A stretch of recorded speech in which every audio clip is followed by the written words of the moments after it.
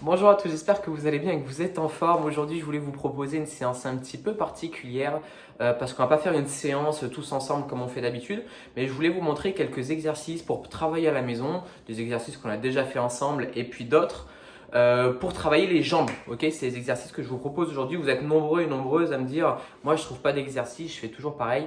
C'est vrai que pour travailler les jambes, on a tendance à faire souvent les mêmes exercices parce qu'il n'y en a pas non plus un millier, d'accord? Surtout s'il n'y en a pas de matériel, attention.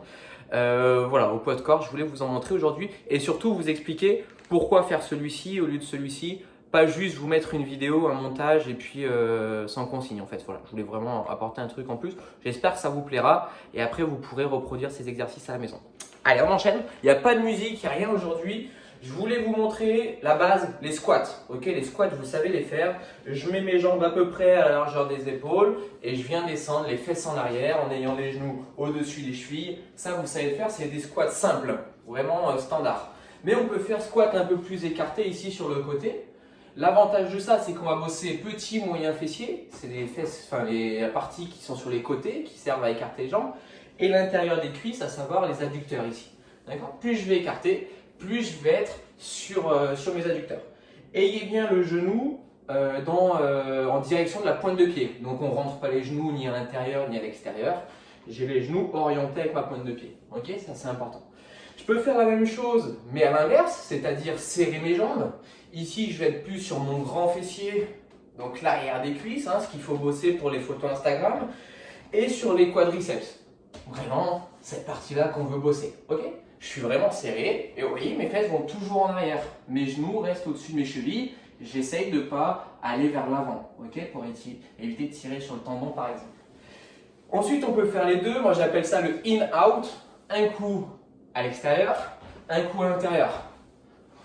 Ça, c'est quelque chose que vous pouvez faire avec ou sans saut. Ça peut être ça, ou ça peut être avec le saut.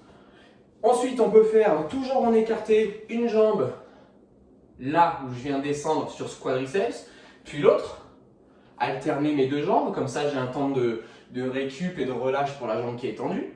C'est un exercice qu'on peut faire aussi qui est intéressant. J'ai ensuite des petits mouvements en squat, soit en bas, vraiment tout en bas, soit au milieu, soit un peu plus en haut. Faire des petits mouvements, en fait, ça va nous permettre de jamais récupérer. Quand je fais des squats normales, je suis là. Ici, j'ai une phase de récupération où il n'y a pas de contraction musculaire. Si je reste en bas, je suis toujours en contraction musculaire. Donc, j'ai un travail qui est plus important, plus efficace, mais plus compliqué, évidemment. Ensuite, on a les petits sauts de grenouille. Ça, on l'a fait déjà en mettant tout le pied au sol. Je vais faire des petits sauts d'avant en arrière, par exemple.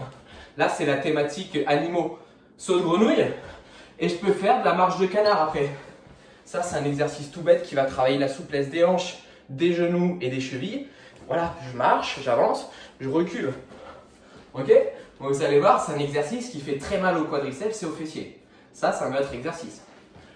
On peut avoir évidemment tout ce qui est un petit peu plus explosif, un petit peu plus énergivore en squat jump, où je viens sauter à la fin de chaque squat. En box jump, si j'ai une chaise, si j'ai un banc, si j'ai une petite table, peu importe, où je viens sauter dessus.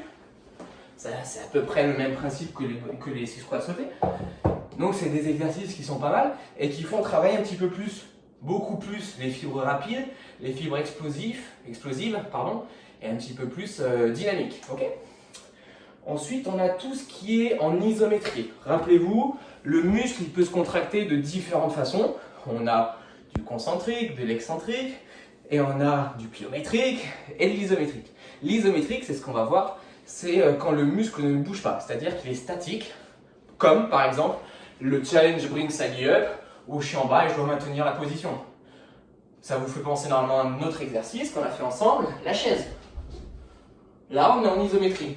Ça veut dire que le muscle ne bouge pas. L'intérêt de l'isométrie, c'est de gagner en force. Ça fait beaucoup travailler en force et travailler le recrutement nerveux. Rappelez-vous, vos muscles, ils sont composés de plein de petites fibres. Peut-être qu'aujourd'hui, si je veux schématiser, moi j'ai 15 fibres qui travaillent en même temps. Le but, c'est d'avoir plus de fibres possible pour développer le plus de force possible. À force de faire des exercices en isométrie, on va recruter plus de fibres. De 15, je vais peut-être passer à 20. Et donc, mon recrutement nerveux se fera de façon meilleure. Et je serai plus efficace sans avoir pour autant gagné en force. D'accord? C'est vraiment un travail de recrutement qui est meilleur. Ça, l'isométrie est intéressant pour ça.